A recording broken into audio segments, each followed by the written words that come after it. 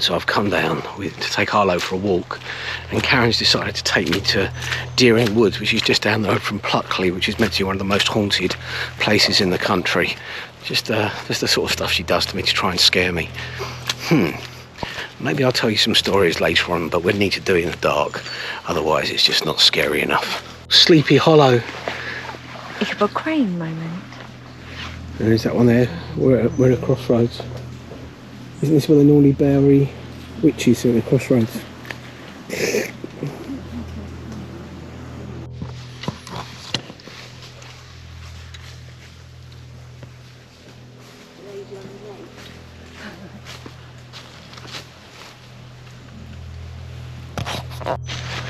Just to prove that we come out together and that we do love each other. He's gonna kill me in the woods. I'm a killer in the woods. Family, if I just disappear, do something, blame him. He's got all these great ideas. There's a new ghost in the wood. You're very pale, babe. You sure you're not a ghost? I don't care for your tone. Rude. Rude boy. This is such a thick wood.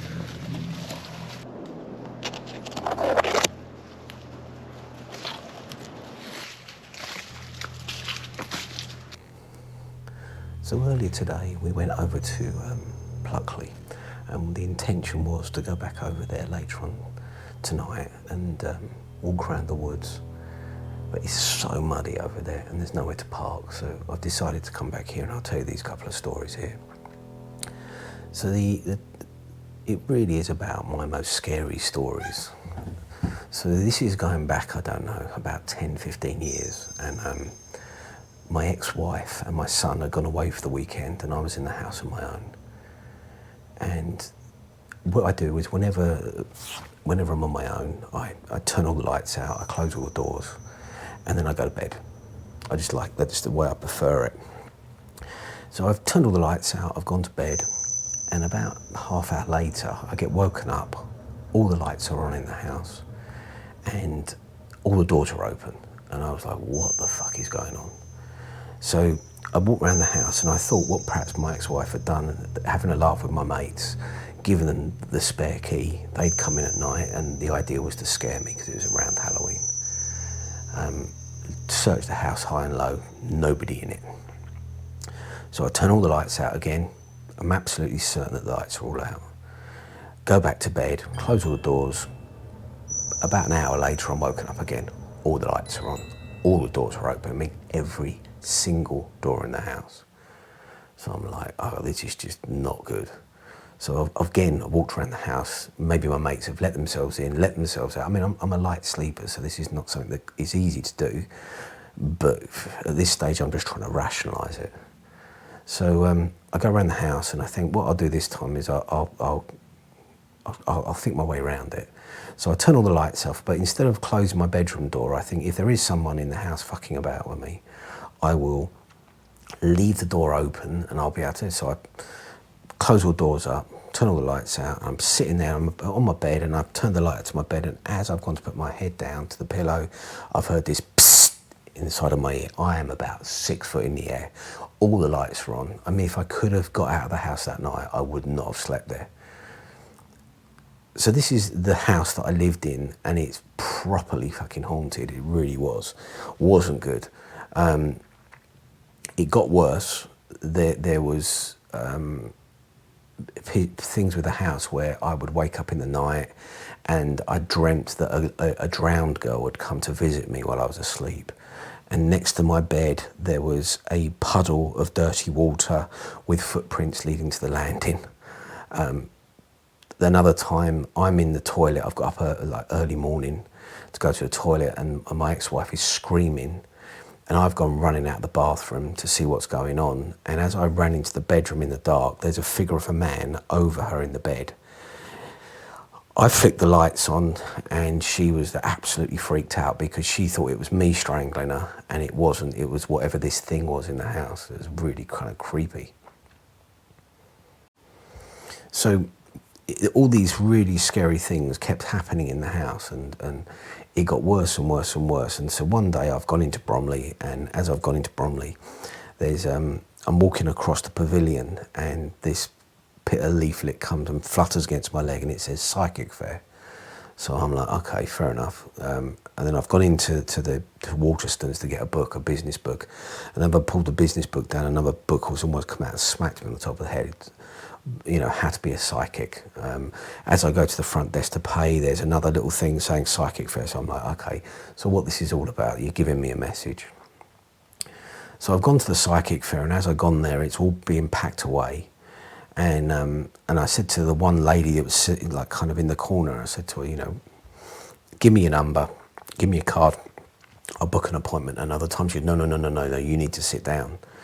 So I sit down, and she says to me, your house is really haunted by 3 evil spirits. You've got a ley line in your house, blah, blah, blah, blah, blah. And she went through a whole bunch of stuff, told me about my dad being killed. I mean, things that you wouldn't know. I mean, lots of things that you just wouldn't know that I knew that nobody else knew. Anyway, she arranges with me to come and clear the house. And this is where it gets a bit weird. So I don't disbelieve clairvoyancy, but I think there's a lot of charlatans out there. So she turns up with this other lady, and my ex-wife and my kid, they went off to stay somewhere else for the night. So we had to unplug all of the electrical points so that the ghosts or whatever the entities were couldn't get out. All the lights had to go off. She then went round the house, putting down all of these recording devices, just like tape recording devices.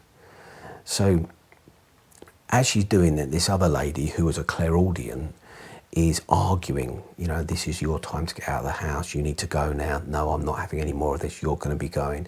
And I'm just like, I've got a couple of proper weirdos in my house.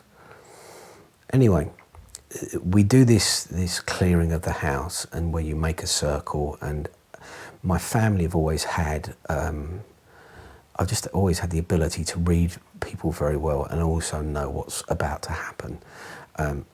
I wouldn't say I'm clairvoyant. I just think that my upbringing was in quite a violent setting, so I've been able to read situations. So we do this clearing, and then for 12 days afterwards, I have to do these certain rituals every day in the house. After that, felt a completely different house. Missed one part. The important thing that I missed out was she said that your house is built on the site of an old graveyard, and the living don't mix well with the dead. So I was like, okay. So she said, have you had many suicides in your street? Suicide 2 doors down, suicide down the bottom of the street, people both sides of a schizophrenic, divorces across the road, my house divorce. I mean, it was the road was a car crash. Anyway, we get the house cleared, and I'm sitting there with a tape. I found an old Walkman, and I've put it in my ears, and I'm listening to this thing, and it's got the lady talking, and I took out the wrappers off of all of these tape recordings, so I know it's no bullshit. And I could hear her talking, this lady saying, it's your time to get out of the house, but there's a booming voice, this man's voice going, get out of my house, get out of my house. And all the way through us doing this clearing, you can hear these voices in the background of the tape, where I can honestly say to you that I was there were no other voices, there was some weird stuff going on. I mean, my spidey senses were going crazy. So it was an interesting perspective. I then went back after her reading, and I looked it up online, and it did turn out that where we lived, previous to 1905, 106, when the houses were built, it was a graveyard that had been unconsecrated. So it was kind of a bit of a scary situation. So that's the second part of my story. Now there's a third one coming up. So this third story is not my story. It's not a supernatural one, it's just one that when someone told me, it gave me the complete heebie-jeebies for months and months on end. My old massage therapist, sports therapist, really cool dude, mountain climber, and we got into this conversation one day. Guy's Polish, absolute dude, real cool dude, shaman, all sorts of stuff, really interesting bloke. So I said to him, how did you get into climbing? And he said that it's a funny story. I used to do an extreme sport. So I said, right, okay, what's more extreme than mountain climbing? So he said, I used to be a potholer. And I was like, whoa. So he's telling me all these stories about, you know, these cracks between rocks, and he breathes in and breathes out. And as he breathes out, he slides down, and, you know, 200 feet or 100 feet down, he comes to this amazing cave that you just don't get the opportunity to see. Believe me, this is my idea of hell. It's not my idea of fun. Definitely an extreme sport. So he's telling me this story, and he said he's crawling through this narrow aperture. He's a big guy. I don't know how big he was when he did this, but he's crawling through this aperture for 2 hours. And, you know, there's bits where he's barely got through it. And he said after 2 hours, he was just hoping that there might come a point that was wide enough for him to turn around. Think about that for a second. You're in the dark, you're potholing, you've been going for 2 hours through this tiny, tiny space in a crack, hoping that there's a space big enough to turn around. I just was like, whoa. And he said when he got to the end, his nerves were shot. He opened out into a cave. There was a gap in the sunlight or something, and he basically called his mum for help, and he was rescued out of this cave. This is the story that he told me. I don't know whether I've got it right, but oh my word, that was just a scary story for me. It was just like, oh.